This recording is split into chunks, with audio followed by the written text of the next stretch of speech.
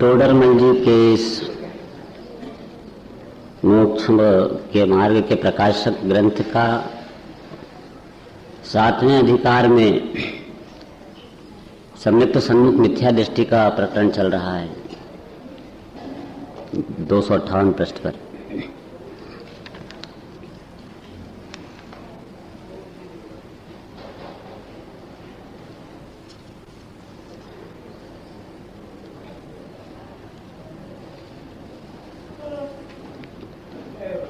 जितनी भी उपलब्धियां हैं इस दुनिया में वह सब पुण्य के अधीन है। अर्थात जब तक हमें पुण्य का उदय न हो हम कोई लाभ नहीं उठा सकते। लेकिन एक काम है इस विश्व में ऐसा भी जो कि पुण्य के उदय की तो अपेक्षा नहीं रखता, अपितु पाप के उदय में भी हो जाता है, और वो है सिर्फ सम्यक दर्शन। समझ में आया? कोई लाभ दुनिया का पुण्य के बिना होता नहीं, लेकिन ये महालाभ है वो बिना पुण्य के उदय के, और यहां तक कि पाप का उदय चल रहा हो नरक गति जैसा, उस काल में भी यह सम्यक दर्शन धारण कर सकता है।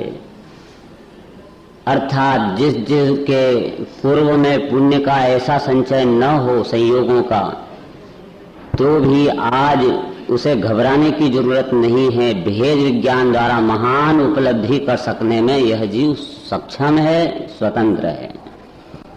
यहाँ पर इसीलिए इस जीव को कहा कि जिसमें तू मत देख पुण्य के वैभव को, और यहाँ तक कि ये भी मत देख नए पुण्य के भाव को, क्योंकि अब पुनः नवीन पुण्य के बंधन से जो संयोग प्राप्त होंगे वे चाहे स्वर्गाधिक हो जाएं, परंतु संसार परिभ्रमण का यह पुण्य अंत नहीं कर सकता।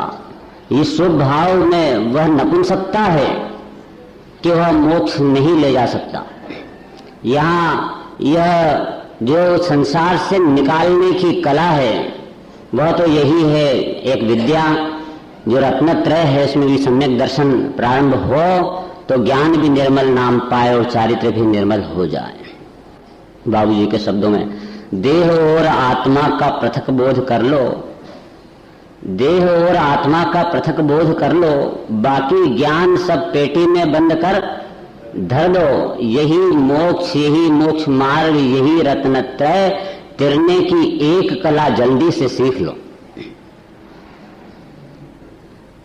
पर यह सम्यक दर्शन प्राप्त कैसे हो? सम्यक के सम्मुख होने से। सम्यक दर्शन कौन से गुण की पर्याय है? श्रद्धा गुण की पर्याय।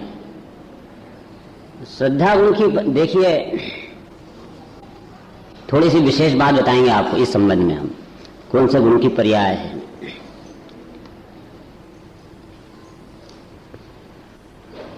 और फिर आपको ऐसा मन में सोच लेना क्या हो, मुझे तो इन बातों की खबर ही नहीं।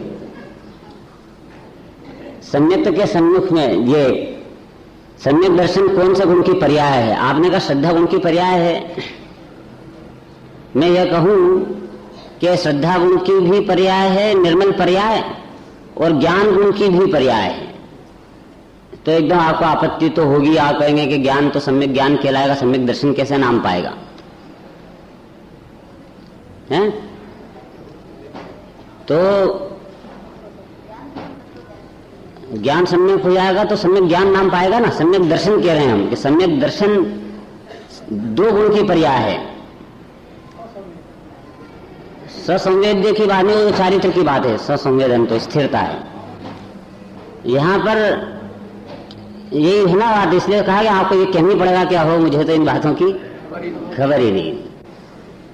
और उसका एक प्रश्न हमारा यह है कि दर्शन मोहिनी कर्म के नाश होने से जो जो प्रकट हो उसे हम क्या कहेंगे?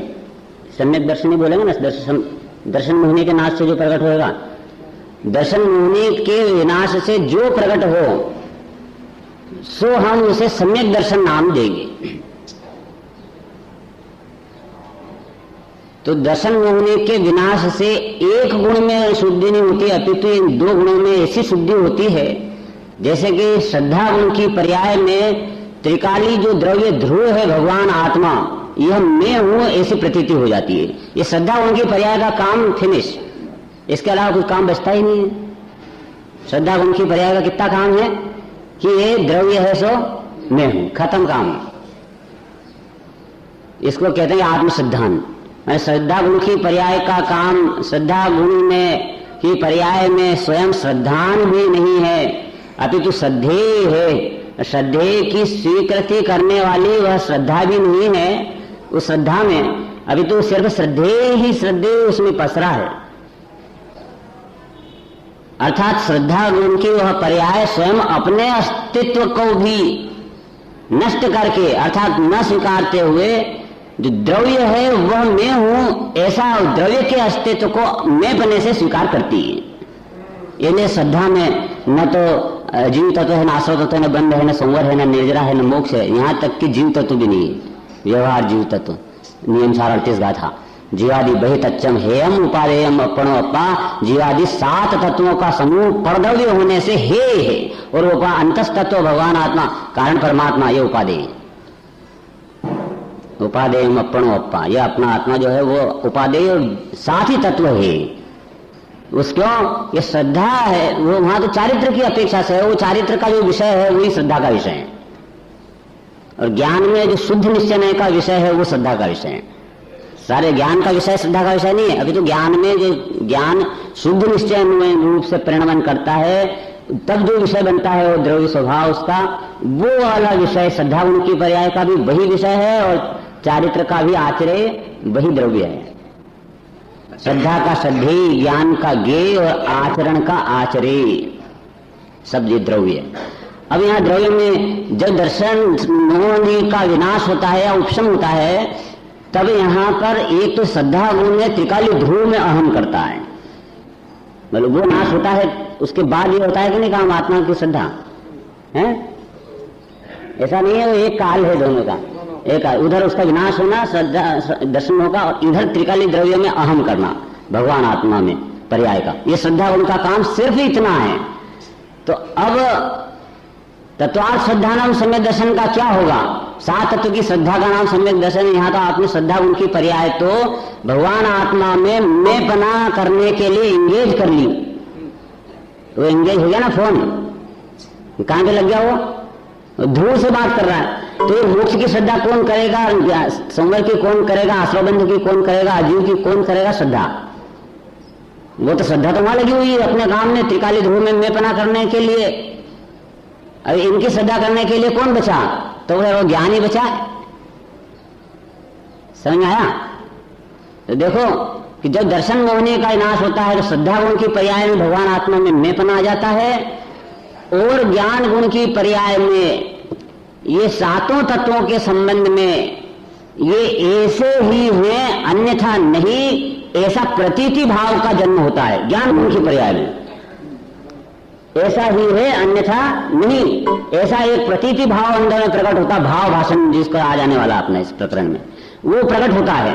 तो वो जो प्रकट हुआ वो ज्ञान गुण की पर्याय है 7 तत्वों के संबंध में ऐसा ही है अन्यथा नहीं, ऐसा प्रतीति भाव। ज्ञान में प्रतीति भाव, जैसा प्रतीति भी बोलते हैं तो ज्ञान भी लगाते हैं, तो पर ऐसा ज्ञान जो वस्तु के निश्चायक रूप से प्रवर्तन करता है ऐसा ही है अन्यथा नहीं, यह प्रतीति नाम पाता है। क्योंकि यहाँ सम्यक दर्शन के प्रकरण में 9वें अधिकार में ऐसा टोडरमल जी ने स्पष्ट उल्लेख किया कि ये प्रतीति का लक्षण क्या है, तो उन्होंने कहा ऐसा ही है अन्यथा नहीं, ऐसा भाव प्रतीति का लक्षण है।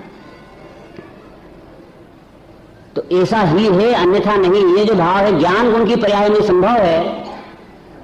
क्यों? क्योंकि श्रद्धा को यह ऐसा ही है ऐसा नहीं, ऐसा करना याद ही नहीं है, क्योंकि वो तो अंधी है। उसके बाद ऐसा ज्ञान नेत्र ही नहीं है कि वो निर्णय कर सके ये ऐसा ही है ऐसा नहीं है, ऐसा निर्णय कर ही नहीं सकती। तो ऐसा ही अन्यथा नहीं, ये काम सिर्फ ज्ञान में हो सकता है, इसलिए ये प्रतीति ज्ञान में बैठती है। तो सातों तत्वों का सिद्धांत ये ज्ञान गुण की पर्याय में होता है, जो कि चौथे गुण स्थान से लेकर सिद्ध भगवान पर्यंत पाया जाता है। सिद्ध भगवान पर्यंत तत्वा सिद्धांत सम्यक दर्शन, यह चौथे से सिद्ध भगवान तक है, इसलिए वो व्यवहार सम्यक दर्शन नहीं है, निश्चय सम्यक दर्शन है। अन्यथा सिद्ध में कैसे पाया जाता, क्योंकि व्यवहार तो सिद्ध में होता ही नहीं है। और यहाँ सिद्ध किया गया था इसमें संयुक्त के विभिन्न लक्षणों के समन्वय के प्रकरण में कि सिद्ध भगवान में भी ये तत्वार्थ सिद्धांत पाया जाता है। ये तत्वार्थ ऐसा का यही सातों तत्वों का सिद्धांत सिद्धों में भी पाया जाता है। तो ये सिद्धों में पाया जा रहा है, तो फिर वो अगर ऐसा होता कि व्यवहार सम्यक दर्शन ना होता तो सिद्धों में कैसे पाया जाता, क्योंकि सिद्ध तो व्यवहारातीत होते हैं। ये संसारी सो व्यवहारी और व्यवहारी सो संसारी, और व्यवहार की सरहद चतुर्दश गुण स्थान पर्यंत जानना। व्यवहार की सरहद कौन सा गुण स्थान तक है, 14 गुण स्थान पर्यंत है। इसलिए ये दो गुणों में सम्यक दर्शन होता है, 2 गुणों में। तो फिर वो सम्यक ज्ञान कहाँ जाएगा, सम्यक ज्ञान का क्या कहा है, सम्यक ज्ञान का विषय तो स्व पर प्रकाश करना है। समझ में आया, ये 7 तत्वों में ऐसा ही है अन्यथा नहीं का जो भाव है वो तो श्रद्धान ही नाम है उसका, सम्यक दर्शन नाम है उसका। और ये दर्शन होने के उपशम से ये काम होते हैं, श्रद्धा के गुण की पर्याय में भी, ज्ञान गुण की पर्याय में भी। तो कोई कहेगा हाँ साहब श्रद्धा गुण के पर्याय का दर्शन होने के अभाव से तो चारित्र गुण के पर्याय में भी शुद्धि प्रकट होती है, अनंतानुबंधी का अभाव होता है, कहा तो उसको भी सम्यक दर्शन बोल दो। फिर उसका आर्ग्यूमेंट कोई करे तो उसके लिए जवाब है ऐसा है कि वो चारित्र गुण में जो अनंतानुबंधी का अभाव होता है उसमें तो चारित्र की प्रकृति अलग है, कर्म में चारित्र मोहनी में अनंतानुबंधी प्रकृति अलग है, कि वो अनंतानुबंधी की प्रकृति का भी उपशम होता है। समझ में आया, तब जाकर के और यह चारित्र प्रकट होता है अनंतानुबंधी का अभाव। मैंने अनंतानुबंधी के अभाव के लिए तो अलग से कर्म है ना, चारित्र मोहनी का अनंतानुबंधी प्रकृति है अलग, उसके विनाश से चारित्र मोहनी में यहाँ चारित्र में अनंतानुबंधी का अभाव होएगा। लेकिन ये ज्ञान गुण में प्रतीति ऐसी निर्मल हो, उसके लिए कौन सा गुण है, कौन सा कर्म है, बोलो। ज्ञानावरणी कर्म, ज्ञानावरणी में तो कोई डिफरेंस पड़ता ही नहीं है, तो क्षयोक्षम भाव है और ज्ञानावरणी में क्षयोक्षम भाव जैसा है वैसा का ऐसा हो रहा है। क्या रजनी भाई समझ में आ गई ना बात। ज्ञान गुण के लिए, इस ज्ञान गुण में जो निर्मलता प्रकट हो इसके लिए कौन सा अलग से कर्म है बताओ। तो वो दर्शन मोहनी है जो दोनों को ठीक करता है। दर्शन मोहनी का अभाव यह श्रद्धा गुण की भी ठीक करता है, ज्ञान गुण को भी ठीक करता है, उसके लिए कोई अलग कर्म नहीं है। चारित्र गुण के अंदर निर्मलता है उसके लिए अलग कर्म है, अनंतानुबंधी प्रकृति उसका अभाव होता है। दोनों का नाम सम्यक दर्शन देना पड़ेगा कि नहीं देना पड़ेगा, कर लेना, प्रश्न कर लेना अच्छी तरह से। इसमें थोड़ा विषय आपके लिए नया है, तथापि समझ में आए ऐसा है। इसको तत्व सिद्धांत सम्यक दर्शन को इसे ज्ञान प्रधान सम्यक दर्शन भी बोलते हैं। ज्ञान प्रधान सम्यक दर्शन तो ज्ञान की पर्याय में है ना, ज्ञान की पर्याय में ऐसा ही अन्यथा नहीं प्रतीति भाव, ज्ञान की पर्याय में, और उसको श्रद्धा नाम दे दिया तो ज्ञान प्रधान सम्यक दर्शन के लिए। और श्रद्धा उनकी पर्याय प्रधान सम्यक दर्शन है कि जिसमें सिर्फ त्रिकाली ध्रुव है और कोई नहीं है। जय बाबू जी के शब्दों में श्रद्धा ने अपना कोना ध्रुव के लिए खाली कर दिया है, यहां तक कि स्वयं को टिकने के लिए भी उसने स्थान नहीं रखा है।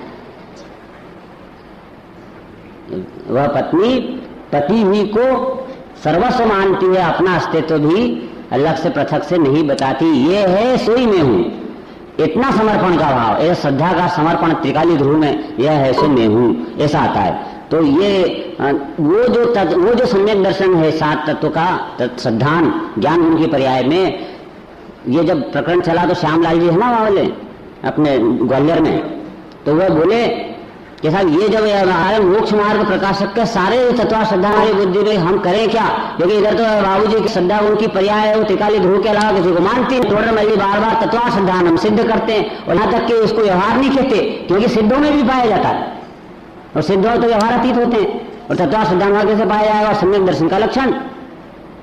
और तत्व श्रद्धा में 7 तत्वों का श्रद्धान आना चाहिए, और वहां अकेले जीव तत्व का श्रद्धा नहीं बोला जाता है। तो इनकी संधि कैसे बैठाई जाएगी, और सारे परमागम का जगह जगह तो तथा श्रद्धा जीवादि सद्धरणम सम्मतम जितना भी कथन आता है तथा सभी ग्रंथों में उन सबका अर्थ ऐसे ही खुलेगा ही, इसके अलावा और कोई उपाय नहीं है खोलने का। बोलो, और ये अगर समझ में आ जाती तो सारे ताले लगे हुए सबकी चाबी ये है, खुल गए ताले सबके। क्या ये तो इसमें स्पष्ट अर्थ भाषित हो रहा है कि द्रव्य की दृष्टि ये श्रद्धा गुण की पर्याय, ये उसमें त्रिकालीय ध्रुवी है और कोई नहीं, और ज्ञान गुण की पर्याय में ये त्रिकालीय द्रव्य है ये भी, और आश्रव आश्रव है, बंध बंध है, समर समर है, नजरा नजरा है, मोक्ष मोक्ष है, ये उपादेय सब जैसा है तैसा जानना जो होता है उसको प्रतीति नाम दिया गया है।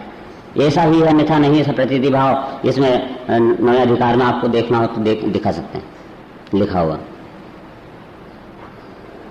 सम्यक्त सन्मुख मिथ्या दृष्टि में। इसीलिए कहा कि ऐसा सम्यक्त जो अलब्ध है अनादिकाल से, उसको यहाँ पर लब्ध करना है इस काल में। अनादिकाल में जिसे प्राप्त नहीं किया इस काल में प्राप्त करना है, और इससे ये काल सफल नहीं होगा, अनंत काल सफल हो जाएगा। जैसे श्रीमद् राजचंद्र ने कहा कि ये इस भाव में अनंत भाव को नाश करने का उद्यम करना है। ये भाव जो है ये भाव में अनंत भाव को, अनंत भाव में आगामी दुख ना हो उसका उपाय ये भाव में करना है। इले जंजाल लांबी मत करो, क्या है वो जंजाल लांबी छे, जीवन टूकू छे अने जंजाल लांबी छे। तो जीवन ने अगर जंजाल ने टूकी करे तो जीवन लांबू लागशे, जंजाल के टूकी कर दे। पहले अभी जीवन कैसा है टूका, और जंजाल कितनी है, खूब दुनिया भर के करोड़पति बनना, अरबपति बनना है, डॉक्टर क्या जाना है, बच्ची को शादी कराना है, ये दुनिया भर के काम है, कितनी जंजाल पड़ी है। अब जंजाल तो कर दे टूकी, तो जीवन टूका था वो कैसा दिखेगा, लंबा। तो क्यों अब इस जीवन का जो उपयोग करेगा, तो क्यों जंजाल को टूकी करना, कि इसलिए कि इस जीवन में अनंत काल के जो दुख आने वाले हैं उनको मिटाने का उद्यम करना है। इतना बड़ा उपाय का समय है ये, सोने का नहीं है बिल्कुल भी। अत्यंत जागृति का, मुमुक्षु का एक एक क्षण ये सम्यक्त सन्मुख यदि बन गया है तो निरंतर अच्छिन्न धार्या ये भेद विज्ञान को भाना चाहिए। निरंतर लिखा शब्द, निरंतर एक क्षण चुके नहीं, बिल्कुल बार बार ये का यही काम निरंतर लिखा है। कहाँ लिखा, 38वीं गाथा में, विरक्त गुरु के द्वारा निरंतर समझाए जाने पर। और निरंतर का क्या मतलब है, ये गुरुदेव कहते थे कि निरंतर का कि गुरुदेव के वो विरक्त जो गुरु हैं वो निरंतर समझाएंगे, तो क्या गुरु कोई निवराज है जो तेरे को दिन भर तेरे को समझाते रहेंगे, नवरे हैं क्या गुरु हैं? तो उसका अर्थ क्या है कि वो निरंतर गुरु समझाएंगे, तो गुरु को तो फुर्सत नहीं है, वो तो दो शब्द एक शब्द बोले नहीं बोले ना वो आत्मा में लीन हो जाएंगे उनके।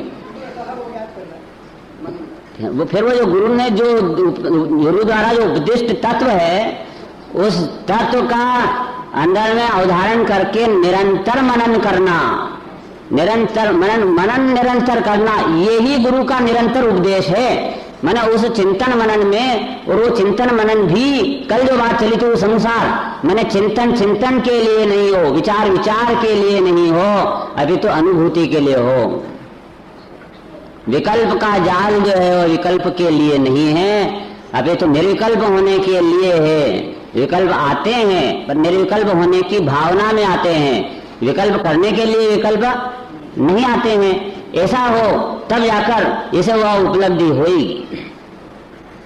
यहाँ पर अपना प्रकरण में जो 258 पृष्ठ पर बताया कि जो ये 5 बातें हैं उनको अंदर में निर्धार करना, 5 बातें हैं उनका निर्धार करना। कौन सी 5 बातें याद है ना सब बराबर, कौन सी है? कल नहीं थे, कोई बात नहीं भाई, जो नहीं थे उसको कुछ तो नुकसान होगा ही होगा, ऐसा तो है नहीं कि नुकसान नहीं होगा। तो क्या थे 5 बातें कि नंबर 1 तो मोक्ष मार्ग, दूसरा देव शास्त्र गुरु, तीसरा जीवादि 7 तत्व, और चौथा है स्वपर निज पर, और 5वां है हितकारी अहितकारी अपने परिणामों को, कौन से परिणाम हितकारी है कौन से हितकारी। ऐसे ये 5 बातें जब इसको अपूर्वता के साथ श्रवण किया, प्रसन्नता के साथ श्रवण किया, कौतूहल के साथ श्रवण किया और महिमा के साथ श्रवण किया, तब उसने कि इसमें मेरा ही प्रयोजन भाषित होता है सोचकर इसे अंदर में निर्धार करने का उद्यम किया। निर्धार करने का अर्थात इन बातों को मेरे हृदय में जमाऊं, टिकाने का भी एक काम बाकी रह गया ना अभियाल। सुन लेना ही संपूर्ण अपने कार्य की कर्तव्य की इतिश्री नहीं है। क्या हम क्या मानते हैं कि सुन लिया मतलब हमारा दिन सफल हो गया, खत्म काम, हमें धर्म के लिए जो करना था वो कर लिया। यहाँ कहता है वो करने लिया हो तो वहां से शुरू हुआ है अभियान, स्टार्ट हुई है अभी तो मोटर, अभी तो जाना है बंबई तक, इतना लंबा काम है। ये सुनना तो स्टार्ट करना है, सिर्फ यहाँ तक सुन लेना ही नहीं, अभी तो वो उसको निर्धार करने के लिए लक्षण उद्देश्य और लक्षण निर्देश जो दो बताए, मैंने नाम याद करना और लक्षण जानना, ये भी वो स्टार्ट करना है विस्तार को, यह चलाना नहीं है। मैंने याद कर लेना तत्व वहां तक, अब इसको अब आगे बढ़ना है तो वो जो सुना था उसको अब भाव भाषण करने के लिए परीक्षा करना चाहिए, और परीक्षा करने में अपना विवेक चाहिए, अपना उद्यम चाहिए। इसमें गुरु का उद्यम नहीं चलेगा। गुरु का उद्यम तो उन्होंने कर दिया सुनाने का, उसके बाद तुम्हारा उद्यम सुनना ये उद्यम खिलाएगा, इसमें तुम्हारा उद्यम कुछ नहीं, बुद्धि का जितना विकास था उसमें ज्ञान आ गया, तुम्हारा क्या उद्यम हुआ सुनने में। और उसके बाद सुनने के बाद वो जो विचार किया कौन सा, यानी याद किया, वहां भी तुम्हारा कोई उद्यम नहीं आया अभी तक, कोई उद्यम नहीं आया अभी तक। यहां तक कि वो अपने नियम सार के 135 गाथा के हिसाब से बताया था कि वो यहां तक कि द्रव्य गुण पर्याय का चिंतन किया, वहां तक भी उद्यम नहीं आया अभी तक, क्योंकि वो जो चिंतन है उसमें राग और ज्ञान मिश्रण है, मिश्रित ज्ञान है। और उस मिश्रित ज्ञान में से उस ये यहां तक कितने चिंतन कर ले, जहां राग और ज्ञान मिश्रण है तो विषय भोग का चिंतन और ये चिंतन एक समान है, फर्क इतना शुभ शुभ का है, दोनों संसार का कारण है, उसमें क्या अंतर पड़ना है। समझ में आया? मैंने आत्मा क्या सोहनलाल जी, आत्मा का चिंतन राग के साथ ज्ञान का मिश्रण करके करे, मैंने राग और ज्ञान को एक समझ करके न चिंतन करे आत्मा का, तो विषय भोग का चिंतन और आत्मा का चिंतन समान है, उससे कोई उपलब्धि होने वाली नहीं है, सम्यक दर्शन नहीं होगा, कोई उद्यम भी नहीं कहलाएगा। ये तो कर्म के वश परिस्थितियां बन रही है, आप चिंतन कर रहे हो, कर्म के वश है विहाले जी, तुम्हारा कुछ भी अभी तक नहीं आया, खुद का बल मैंने उद्यम। तो क्या उद्यम क्या होगा यहां से कि वो राग और ज्ञान का जो मिश्रण में जो चिंतन चल रहा है उसमें से ये ज्ञान को इस राग से हटाए और उस ज्ञान में राग का ज्ञान जो है वह ज्ञान का ही ज्ञान है, ऐसे ज्ञान में स्थिर हो और राग को भिन्न पटक दे।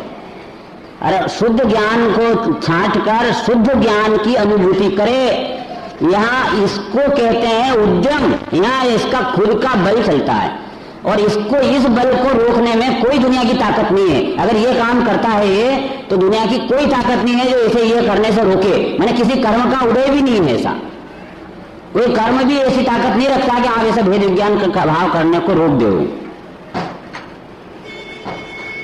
मैंने जिसको ये लब्धि प्राप्त हो चुकी उसको, ये लब्धि है क्षोक्षम लब्धि, उसको रोकने वाला कोई कर्म ऐसा नहीं है कि जो ये राग और ज्ञान से भिन्न करके अपने बल से अंदर में जाता हो और वो कर्म कहे कि नहीं तुम नहीं जा सकते हैं, ऐसा नहीं है।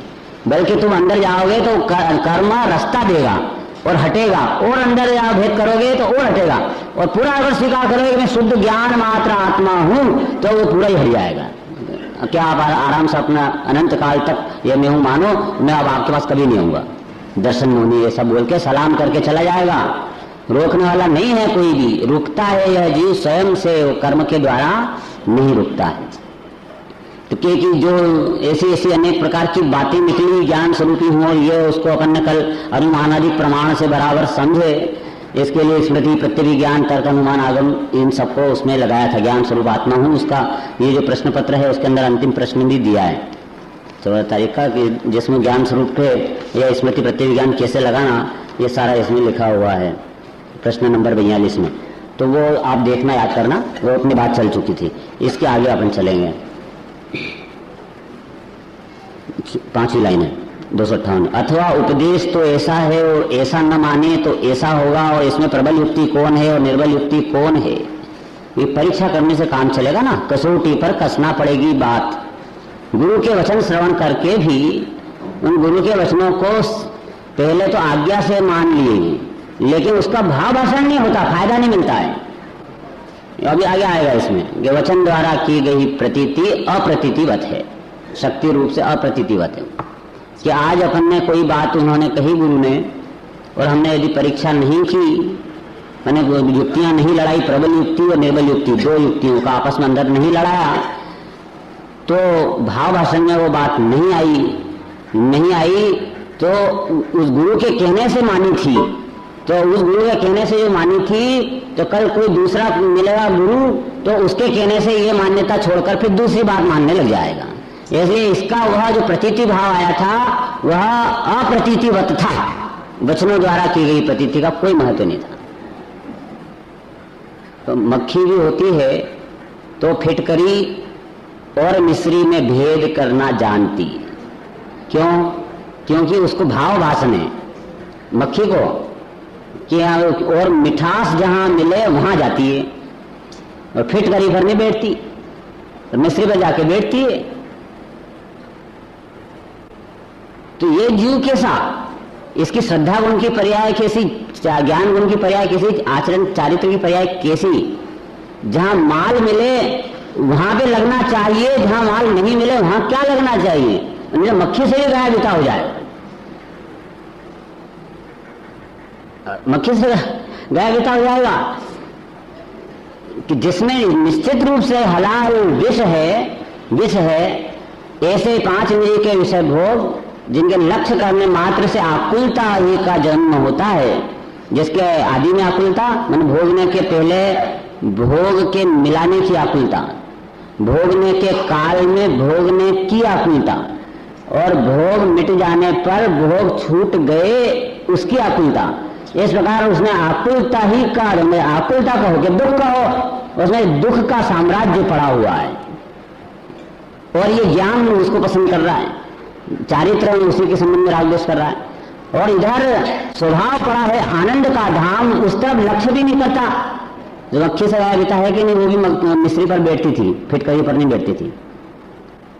और तू फिटकरी पे जाके बैठ रहा है और माल पे मिश्री है आत्मा, उससे आगे नहीं बैठ रहा है। इसलिए परीक्षा करो तो तुम्हारे सही प्रतीति आएगी। इसके लिए एक उदाहरण दिया है गुरुदेव ने कि एक बार एक बालक को मच्छर का चित्र बना करके गुरुजी ने बताया, बोर्ड पर लिख कर, बोर्ड पे। तो वो मच्छर इतना सा छोटा सा चित्र तो बनेगा नहीं, बड़ा चित्र बनाना पड़ता है मच्छर का। तो बड़ा चित्र बनाए, पांव बनाए, ये बनाए, और उसमें सूंड बनाई, मच्छर की सूंड रहती है, और सूंड भी बनाई उसने ऐसी, और समझाया कि बेटा मच्छर ऐसा होता है। लेकिन जब उधर वो बाहर निकला तो उधर से एक हाथी निकला,